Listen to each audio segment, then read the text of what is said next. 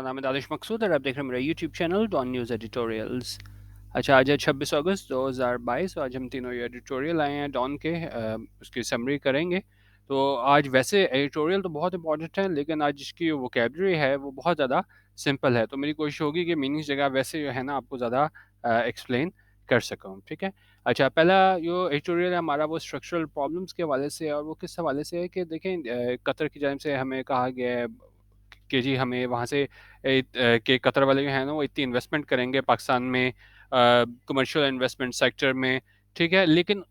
और उसमें अमाउंट काफ़ी हैफ्टी अमाउंट है, तकरीबन $3 बिलियन की, ठीक है। लेकिन इतनी ज़्यादा अमाउंट की उम्मीद होने की कि भाई ये आएगी, इतने की इन्वेस्टमेंट होगी, फिर भी जो है ना वो हमें मार्केट इतनी ज़्यादा वो होपफुल नज़र नहीं आती, क्योंकि आपको पता है कोई इस तरह का वाक़या हो, जिस तरह अगर हम आईएमएफ से जो है वो हमें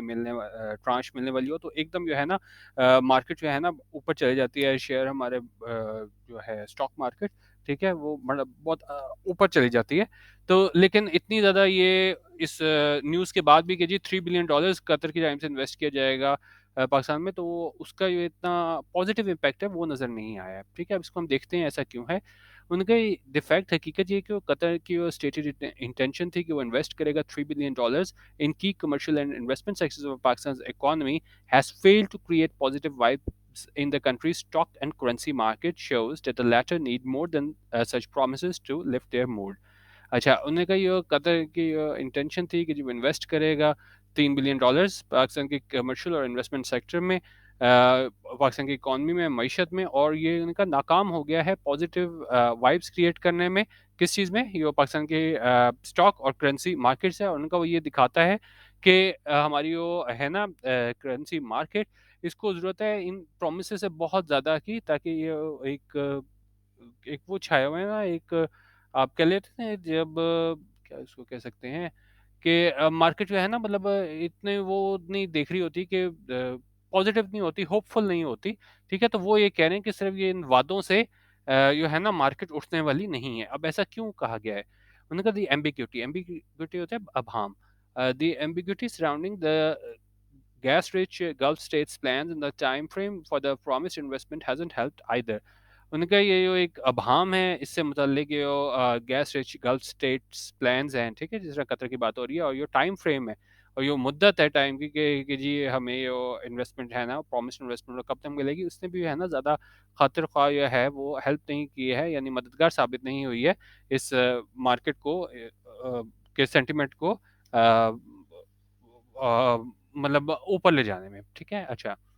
it also remains unclear, उनका ये भी बिल्कुल गैर वाज़ेह है, whether the pledged investment to be made through Qatar's sovereign wealth fund, the Qatar Investment Authority, is in addition to the $2 billion Doha has promised to deposit with the State Bank to help shore up its falling foreign exchange reserves and meet a requirement of the Islamabad IMF deal, or if the two will overlap. अच्छा, अब उन्होंने कहा ये भी बिल्कुल वाज़ेह नहीं है कि ये कहा गया है कि भई ये हम ये आपको इतने बिलियन डॉलर देंगे, $2 billion Qatar sovereign wealth fund के ज़रिए, ठीक है, जो कतर इन्वेस्टमेंट अथॉरिटी है, उन्होंने कहा वो उसके एडिशन में है, उसके अलावा है ये $2 बिलियन दोहा ने प्रॉमिस किया है कि जी वो डिपॉजिट करेगा स्टेट बैंक के साथ, ताकि वो सपोर्ट किया जा सके इसके गिरते हुए फॉरेन एक्सचेंज रिजर्व्स को, और पूरी करेगा रिक्वायरमेंट जो इस्लामाबाद आईएमएफ डील के हवाले से। Of the two will overlap, यह क्या है, दोनों ओवरलैप करेंगे, यानी कि वो वही है, वो अलहदा नहीं है, ठीक है। तो ये भी मसला था कि ये $2 बिलियन हैं, जो दोहा ने पहले प्लेज किए हैं, वो उससे अलहदा हैं, या वो क्या है, ओवरलैप करेंगे। The Qatari pledge has come within weeks of a similar promise made by the UAE to invest $1 billion in different sectors in Pakistan. अच्छा, अब $2 बिलियन की यहाँ की बात हो गई कतर की, और ये आया, ये इनका प्लेज कब आया है कतर का, कि उन्होंने कहा कि जी इसी तरह का एक सिमिलर प्रॉमिस जो है ना वो किया गया था यूएई की जानिब से कि जी हम इन्वेस्ट करेंगे $1 बिलियन मुख्तलिफ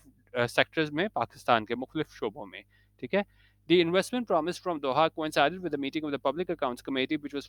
informed that no progress has been made so far on proposed 2019 saw the plan to invest uh, $8 billion in a new oil refinery in Gwadar, giving the markets good reason to be skeptical of the Gulf's recent investment pledges. अच्छा, अब ये बता रहे हैं किस तरह माजी में भी इस तरह प्लेज होते रहे थे, लेकिन क्या है वो आगे ज़्यादा उनका मतलब क्या है, कोई आगे पॉजिटिव हमें आगे इम्पैक्ट नज़र नहीं आया। ठीक है? जिस तरह उन्होंने एग्ज़ाम्पल बताई, कतर की बताई कि $2 बिलियन गए, फिर उन्होंने यूएई की बताई कि जी उन्होंने $1 बिलियन प्लेज़ किया और इसी तरह वो कह रहे हैं कि जी एक तो ये उन्होंने कहा ये जो प्रॉमिस था दोहा ये कोइंसाइड किया उसी टाइम आया जब मीटिंग हुई थी पब्लिक अकाउंट कमेटी की, जिसको बताया गया कि कोई भी प्रोग्रेस हमें नज़र नहीं है आई है अब तक। वो ये 2019 का सऊदी प्लान था कि वो इन्वेस्ट करेंगे $8 बिलियन, ठीक है? यहाँ पे तो 2 बिलियन, 1 बिलियन की बात हो रही है, लेकिन 2019 की अगर हम बात करें तो कहा गया था कि जी $8 बिलियन इन्वेस्ट किया जाएगा न्यू ऑयल रिफाइनरी में ग्वादर में, ठीक है? तो उस पे भी उन्होंने कहा कि जी अब तक कोई खातिर-ख्वाह क्या है प्रोग्रेस नहीं हुई है और इस वजह से मार्केट्स को क्या है giving the markets good reason to be sceptical. Sceptical होता है डाउटफुल, ठीक है? तो इसी वजह से क्या है मार्केट स्केप्टिकल थी गल्फ्स के रीसेंट इन्वेस्टमेंट प्लेजेस की वजह से। जब उन्होंने देखा भाई 2019 में भी तब भी बड़ा बात की गई भाई $8 बिलियन हैं, पता नहीं क्या हो जाएगा। तो तब भी नहीं कुछ नहीं हो सका था, तो इसी वजह से जो 1 बिलियन और 2 बिलियन के जब प्लेज किया गया, तो मार्केट जो है ना कोई हमें पॉजिटिव वाइब्स नज़र नहीं आई। अच्छा. Can I, although Riyadh also announced a $1 million investment plan for Pakistan on Thursday, the details are sketchy. और उन्होंने कहा रियाद ने अगरचे अनाउंस किया $1 बिलियन इन्वेस्टमेंट प्लान पाकिस्तान के लिए थर्सडे को, लेकिन डिटेल्स आर स्केची, मतलब डिटेल्स अभी भी बिल्कुल क्या है स्केची हैं, गैर वाज़ेह हैं, क्लियर नहीं है। अच्छा, अब एक एक्सप्रेशन जिस तरह हम कहते हैं कि जी आपको होना चाहिए जब आप लिख रहे होते हैं, तो आप देखें अब ये चीज़ जो है ना सिर्फ 2 लफ्ज़ दैट सेड, ये आप बहुत अच्छा आपका राइटिंग एक्सप्रेशन बना सकता है कि ये सारी बातें बतानी है, सारी नेगेटिव चीज़ें जा रही थी कि भई मार्केट जो है ना बिल्कुल स्केची रही इस हवाले से, बिल्कुल मतलब कि मतलब पॉज़िटिव हमें कोई है वाइब्स नज़र नहीं आई। लेकिन दैट सेड ऊपर सारी बुराइयाँ करने के बाद कि भई इसने इतना प्लेज किया, 2019 में इतना प्लेज किया, कुछ नहीं हुआ, लेकिन उसके बावजूद क्या कह रहे हैं दैट सेड, ये कहने के बावजूद, ठीक है? अब क्या कहेगा कि जो realization है of the Qatari, Saudi and Emirates investment plans in a wide spectrum of businesses ranging from the hospitality and aviation industry to seaport terminals to LNG-fired power plants to solar power will significantly boost the state bank's dwindling foreign exchange reserves in the near terms in a tough external environment. उन्होंने कहा ये सारी बातें करने के बावजूद कि उन्होंने कहा लेकिन अगर ये हम मिल जाते हैं कतरी, सऊदी, एमिरेट्स इन्वेस्टमेंट और ये मुख्तलिफ शोबों में हैं, हॉस्पिटैलिटी से लेके होटल इंडस्ट्री से एविएशन इंडस्ट्री और फिर sea port terminals, LNG, fired power plant, solar power, इन सारे सेक्टर्स में है ना हमें अगर इन्वेस्टमेंट मिल जाती है तो ये बहुत हद तक जो है ना वो बूस्ट कर देगा, सपोर्ट कर देगा स्टेट बैंक के जो बिल्कुल गिरते हुए फॉरेन एक्सचेंज रिजर्व्स हैं उस टाइम पे जब हमें बहुत ज़्यादा क्या है सख्त एनवायरनमेंट का सामना है, ठीक है? But it will not help tackle the structural problems faced by the economy and the latter's chronic inability to earn dollars to pay its import bills. उन्होंने कहा ठीक है ये सारी चीज़ें आपको मदद कर देंगी मुख्तलिफ सेक्टर्स में, लेकिन ये हमें मदद नहीं करेगी मुकाबला करने में जो हमारी स्ट्रक्चरल प्रॉब्लम्स हैं जिनका हमें सामना है हमारी मईशत को, और जो हमारी इनएबिलिटी है या मतलब हम नहीं कर पाते क्या करने के लिए टू अर्न डॉलर्स टू पे इट्स इम्पोर्ट्स बिल, कि हम अपने इम्पोर्ट बिल दे सकें। तो उन्होंने कहा ठीक है वक्ती तौर पे इन सारी चीज़ों पे आपको अगर ये मिल भी जाती हैं चीज़ें तो आपका कुछ आपका जो सपोर्ट आपको मिल जाएगी, लेकिन क्या है जब तक ये स्ट्रक्चरल प्रॉब्लम्स जो है ना उनको ये ख़त्म करने में मदद नहीं देगी, और ख़ासतौर पे हमारी इनेबिलिटी है कि हम जो है ना वो इम्पोर्ट बिल नहीं दे पाते, ठीक है? अच्छा, और उन्होंने कहा जी पाकिस्तान को अब तक जो अभी सामना है अपने one of the most serious economic crisis, जो अपने माशी बहरान का सामना है सबसे बड़े अपने अपनी हिस्ट्री में, और क्योंकि ये इसको सामना है बैलेंस ऑफ पेमेंट प्रॉब्लम का जिसने मजबूर कर दिया इस्लामाबाद को कि वो जाए मल्टीलेटरल लेंडर्स की तरफ, फ्रेंडली कंट्रीज़ की जानिब, जिसमें हमारे पास चाइना है, सऊदी अरेबिया है, यूएई है, कतर है, ताकि वो डॉलर्स ले सके, ताकि प्रिवेंट किया जा सके, अवर्ट किया जा सके डिफ़ॉल्ट को। और इनका जो फॉरेन करेंसी रिजर्व्स हैं वो गिर के $8 बिलियन से नीचे हो गए हैं, और less than 1.5 months of imports, ठीक है? तो इस हद तक हमारे जो है ना वो फॉरेन करेंसी रिजर्व्स गिर चुके हैं, और पाकिस्तान ने कहा जी स्ट्रगल कर रहा है कि ताकि मुकाबला कर सके ये जो हमारा करंट अकाउंट डेफिसिट है उसको टैकल करने में, और ये one of the world's fastest growing inflation levels and a weakening exchange rate, ठीक है? तो ये सारी मुश्किलात हैं जिसका क्या है पाकिस्तान को सामना है। और इनका इस हफ्ते के शुरू में क्या हुआ, स्टेट बैंक ने है ना अ, माँग की है कि जी मार्केट्स को क्या वो काम रहें, ये कहते हुए कि हमारी एक्सटर्नल फाइनेंसिंग है, वो ये है ना उसमें को मतलब कोई हमें प्रॉब्लम नहीं होगी उसको फाइनेंसिंग के हवाले से करंट फिस्कल ईयर में, और उनका जो रिजर्व्स है ना वो उम्मीद है कि वो डबल हो जाएँगे $16 बिलियन तक इस फाइनेंशियल ईयर के एंड तक। और उन्होंने कहा ये हो सकता है टेम्परेरी रिलीफ हो, लेकिन अगर जो है ना but it has been achieved with borrowed money, ठीक है? हो सकता है ये टेम्परेरी रिलीफ मिल जाए, लेकिन ये सारा अचीव किस तरह किया जाएगा, बोरोड मनी से। तो बेसिकली पूरे एडिटोरियल में बात की जा रही है स्ट्रक्चरल प्रॉब्लम्स हैं, ठीक है? आप उनको हल नहीं कर पाओगे। एक तो उन्होंने कहा मिल ही नहीं है ये इन्वेस्टमेंट, और अगर मिल भी जाए तो पॉसिबल नहीं होगा। We can the tough part is to address the long-standing structural issues plaguing the economy by boosting domestic productivity and exports, owing private FDI to reduce debt, tackling balance of payments troubles, and putting the economy on a sustainable and faster growth path. अच्छा, उन्होंने कहा जी मुश्किल बात यह है कि जी आप उन जो लॉन्ग स्टैंडिंग स्ट्रक्चरल इश्यूज हैं उनका मुकाबला करें, जो बिल्कुल मुतासर कर रहे हैं मीशत को। किस तरह के आप बूस्ट करें, सपोर्ट करें डोमेस्टिक प्रोडक्टिविटी को, एक्सपोर्ट्स को, ठीक है, और आप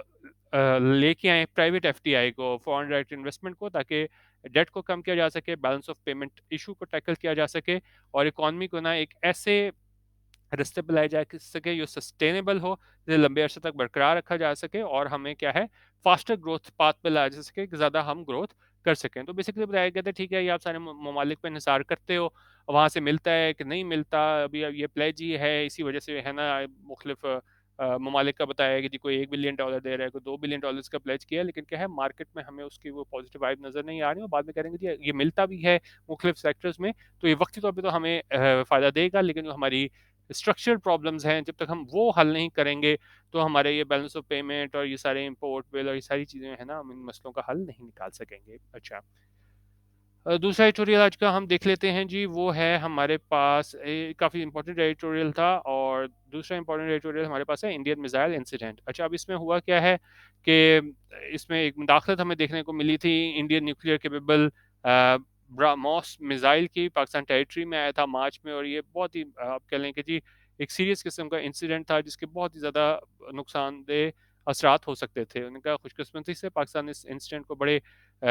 बुर्दबारी से मैच्योर फैशन में इसको फेस किया, और उनका ये रिलीफ था कि जो प्रोजेक्टाइल थी उसकी वजह से किसी जानी नुकसान नहीं हुआ, जब ये क्रैश हुआ कहाँ पे, मियाँ चन्नू में। अच्छा, मियाँ चन्नू पंजाब में। Wrapping up the investigation into the episode. अच्छा, फिर जब इंडिया वालों ने, इंडियन एयरफोर्स ने जब ये इन्वेस्टिगेशन की, तो उसमें उन्होंने हाल ही में ना 3 अ, ऑफिसर्स को सैक किया है, कि उन्होंने कहा कि जी उन्होंने एसओपीज़ को वायलेशन की है, खिलाफ वर्जी की है, जिसकी वजह से ये एक्सीडेंटल फायरिंग हुई मिसाइल की। लेकिन पाकिस्तान ने ये है ना वो इस रिजेक्ट कर दिया है इन फाइंडिंग्स को, कि फॉरेन ऑफिस ने कहा है कि जी ये प्रोब जो जांच है वो अनसेटिस्फैक्ट्री है, डेफिशिएंट है और इनएडिक्वेट है, किसी तरह भी काबिल कबूल नहीं है। उनका कई सवालात जन्म लेते हैं जिनका अभी तक जवाब नहीं दिया गया है इस इवेंट के बारे में, और उन्होंने कहा ये कोई स्ट्रे बुलेट नहीं थी, कोई एक बुलेट फाइल हो गई। उन्होंने कहा जी जवाबात की ज़रूरत है, ताकि तयन किया जा सके किस तरह मिसाइल जो कैपेबल था न्यूक्लियर वॉरहेड को कैरी करने का, वो एक्सीडेंटली जो है ना लॉन्च कर दिया गया पाकिस्तान की डायरेक्शन में। और उन्होंने कहा ये हकीकत जो कि मिसाइल जो है ना वो उसने मतलब कोई सी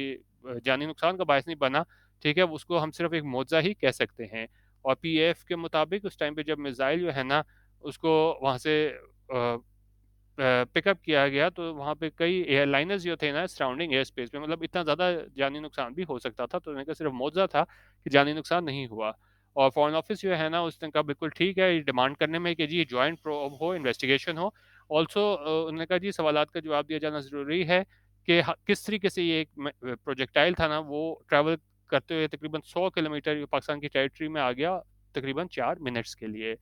और उन्होंने कहा इस बात को यकीनी बनाना कि इस तरह की डेंजरस मिसकैलकुलेशंस रिपीट ना हो। ये ज़रूरी है कि जो मिलिट्रीज़ हैं दोनों ममालिक की, वो क्या है कम्युनिकेशन एक दूसरे से जारी रखें, और उन्होंने कहा जो एक दूसरे से हमारे ख़राब ताल्लुकात हैं दो तरफ़ा, इस तरह के वो कॉन्टैक्ट्स हैं ना have been patchy and largely frozen, लेकिन आपस में जो बातचीत है वो क्या है मतलब इतनी ज़्यादा हौसला अफ़ज़ा नहीं रही है, हमें एक दूसरे के साथ ज़ाहिर है तनाव की कैफ़ियत नज़र आती है, तो इसीलिए है ना ख़ास तौर पे कह रहे हैं कि जब जो इंडिया ने है ना ख़त्म कर दिया कश्मीर का स्पेशल स्टेटस अगस्त 2019 में, और एग्ज़ाम्पल मिसाल दे रहे हैं कि जी respective DG of military operations थे, उन्होंने हॉटलाइन कॉन्टैक्ट किया फरवरी में पिछले साल, और दोनों साइड्स ने डिसाइड किया कि वो क्या है रिवाइव करेंगे, बहाल करेंगे 2003 एलओसी सीज़फायर एग्रीमेंट को, और उस एक्सचेंज के बाद, लेकिन उसके बाद कोई फ़ॉलो अप मीटिंग्स हमें देखने को नहीं मिली उसके बाद से। और उन्होंने कहा जो रेगुलर कॉन्टैक्ट है डीजीएमओज़ के हवाले से, उन्होंने कहा उसको दोबारा रिवाइव करने की ज़रूरत है, और ये कम्युनिकेशन है, बातचीत है वो फील्ड कमांडर्स की at a lower level also need to stay open, वो भी उन्होंने कहा जारी रहनी चाहिए। और उन्होंने कहा इंडिया जो है ना वो नाकाम हुआ था इंफॉर्मेशन शेयर करने से पाकिस्तान से, इस मिसाइल मिसफायर के हवाले से पाकिस्तान के साथ, और उनका ये कहना काफ़ी होगा कि न्यू दिल्ली को ज़रूरत है कि वो इंश्योर करे, यकीनी बनाया है कि इस तरह के ब्लंडर्स हैं, इस तरह की गलतियाँ हैं, वो रिपीट ना हों। While our military must remain alert so that the country is protected from all external threats, और उन्होंने कहा ज़ाहिर है हमारी जो मिलिट्री है उसको अलर्ट रहना होगा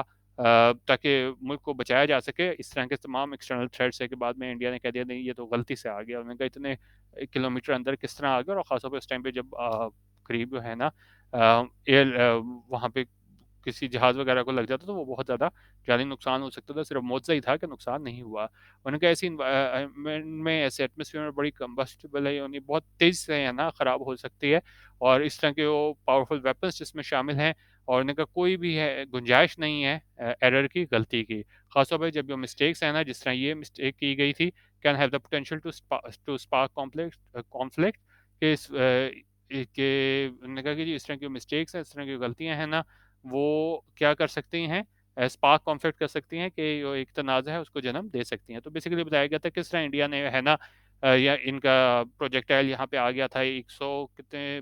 100 किलोमीटर अंदर पाकिस्तान की टेरिटरी में 4 मिनट तक, और बाद में इंडिया ने बड़ी आसानी से 3 ऑफिसर्स को सैक किया और कह दिया नहीं भी ये तो गलती से आ गया था, और फॉरेन ऑफिस से ही उन्होंने इस बात को मानने से इनकार कर दिया। उन्होंने कहा जी जॉइंट इन्वेस्टिगेशन होनी चाहिए, ठीक है। अच्छा, तीसरा एडिटोरियल आज का हम तो करते हैं। तीसरा एडिटोरियल हमारे पास मिस्ट्री ग्रेनेड्स के हवाले से है कि इसमें क्या हुआ था कि 2 पुलिसमैन जो है ना उनकी जान गई थी, 2 जो है ना वो ज़ख्मी हो गए थे, और सिर्फ़ इस वजह से कि किसी ने है ना गैर ज़िम्मेदारी का मुज़ाहरा किया था और उसने छेड़छाड़ की थी एक रस्टी ग्रेनेड से, बिल्कुल रस्ट लगा हुआ था, ज़ंग आलूद ग्रेनेड था। अच्छा, अब फिर पुलिस इंक्वायरी हुई, ऑगस्ट स्ट्रीट ब्लास्ट, और ये कहाँ हुआ था? पुलिस हेडक्वार्टर्स गार्डन इन कराची, वहाँ पे हुआ था, और इसका नतीजा ये निकला है उस इंक्वायरी का। उसमें उन्होंने कहा कि जी हमें कई जो है ना वो प्रोसीजरल लैप्सेस देखने को मिले, कोताहियाँ देखने को मिली, जिसकी वजह से हमें फेटल एक्सीडेंट देखने को मिला, और उसमें उन्होंने है ना रिग्रेट किया, अफ़सोस का इज़हार किया इस सारे सूरत हाल पे जो सामने आई, ठीक है।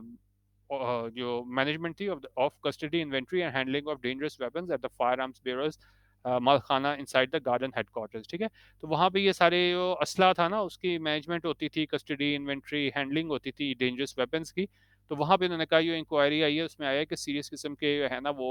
मिसहैप हमें देखने को मिला था, वो खिलाफ वर्जी देखने को मिली थी एसओपीज़ की, जिसकी वजह से है ना ये 2 पुलिस वाले जान से गए थे और 2 क्या है ज़ख्मी हो गए थे, ठीक है। अच्छा, अब ये क्या कह रहे हैं, सबसे उन्होंने कहा जी परेशान करने वाली बात ये है कि जो ग्रेनेड जो एक्सप्लोड हुआ था, जो फटा था, और एक उसमें उन्होंने कहा कि जी 2 रशियन मेड ग्रेनेड्स थे, उनमें से एक जो था ना जो उस मौके पे मिला, ठीक है, वो क्या है पुलिस की बुक्स में नहीं था, उसका कोई रिकॉर्ड नहीं था, और एक उन्होंने कहा जो हेड कांस्टेबल था फायर आर्म्स ब्यूरो का, ठीक है,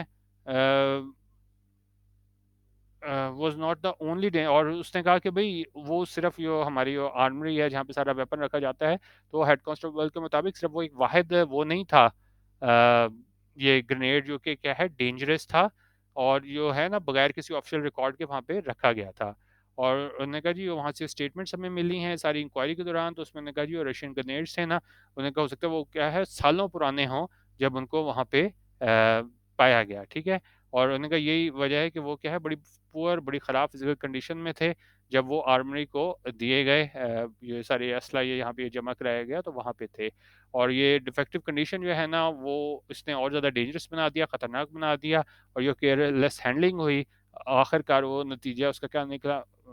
किस चीज़ में निकला, एक प्रिवेंटेबल ट्रेजेडी में निकला कि मतलब जिस तरह ये 2 पुलिस वाले गए और 2 ज़ख्मी हुए, तो ये प्रिवेंटेबल था, इसको रोका जा सकता था कि एक तो आपने इतना पुराना रशियन मेड ये ग्रेनेड रखा, उसके बाद उस वहाँ पे क्या है ब्यूरो में कोई उसका रिकॉर्ड नहीं था हेड कांस्टेबल के मुताबिक, और उसने कहा ये वाहिद वो नहीं है जो है हमारे पास मतलब ये ग्रेनेड और खतरनाक असला जिसका क्या है कोई रिकॉर्ड नहीं है ऑफिशियल रिकॉर्ड। उन्होंने कहा कि जी ठीक है ह्यूमन एरर है, उस यकीनन वही इल्ज़ाम दिया जाएगा कि भाई ह्यूमन एरर था जिसकी वजह से ये सब कुछ हुआ, लेकिन उन्होंने कहा कि जी ये भी पूछा जाना ज़रूरी है कि क्यों ये है ना वो पुलिस इस तरह के डेंजरस वेपन्स को स्टॉक कर रही है, अपने पास ज़ख़ीरा कर रही है, जो क्या है पुअर कंडीशन में है। और बॉम्ब डिस्पोज़ल स्क्वाड के मुताबिक उन्होंने कहा 68 अदर ग्रेनेड्स और 266 मॉर्टर शेल्स थे, जो वहाँ पे पाए गए उस आर्मरी में जहाँ पे सारे असले को रखा गया था। इस इंसिडेंट के बाद जो क्या है रस्टेड और डेंजरस कंडीशन में थे, और इसलिए जो है ना उनको रिकमेंड किया गया फ़ौरन उसको क्या है तलब कर दें। उन्होंने कहा ये सारी चीज़ें हैं ना वो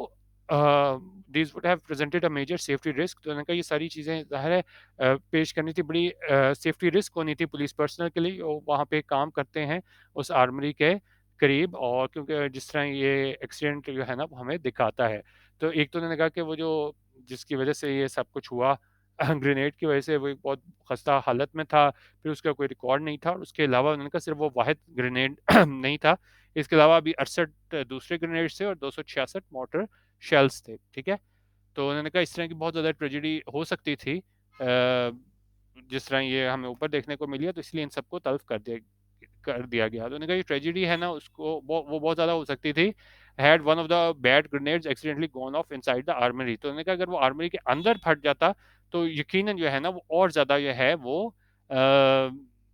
ट्रेजेडी है ना, मतलब ज़्यादा और ज़्यादा नुकसान हो सकता था वहाँ पे। उन्होंने कहा यकीनन जो सिंध पुलिस है, उसको ज़रूरत है कि वो इस तरह की जो स्टोरेज की जाती है डेंजरस मटीरियल्स, उसको क्या है लाइटली ना ले, और उसको ज़रूरत है कि वो ज़्यादा ट्रेन्ड और बेटर इक्विप्ड